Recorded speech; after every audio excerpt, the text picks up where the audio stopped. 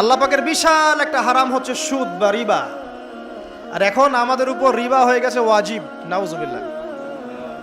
একটা দেশ নাই যেটা সুদমুক্ত, একটা জেলা পাবেন না সুদমুক্ত, একটা গ্রাম থানা ইউনিয়ন পাবেন না সুদমুক্ত। নবীজি এই যুগের কথাই হয়তোবা বলেছেন, যে যুগে মানুষ সুদ থেকে বেঁচে থাকতে চাইলেও সুদের ছিটা ফোঁটা গিয়ে তার গায়ে লাগবে।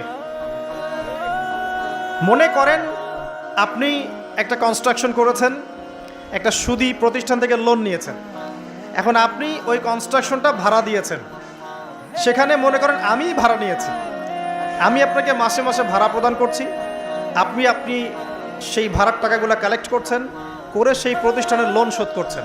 প্রত্যক্ষভাবে না হলেও আমি কিন্তু পরোক্ষভাবে সুদে হেল্প করছি। আমি বুঝাতে পারছি না মনে হয়। এর বাইরে 1% মানুষও এখন পৃথিবীতে নাই যে ব্যক্তি রিবা থেকে বাইরে, ইচ্ছাকৃত হোক অনিচ্ছাকৃত হোক।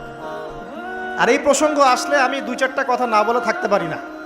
সেটা হলো নবী সাল্লাল্লাহু আলাইহি ওয়াসাল্লাম বলেছেন, রিবার 73টা শাখা আছে পাপের, তার মধ্যে সবচেয়ে নিচু শাখা হচ্ছে নিজের মাকে বিয়ে করা।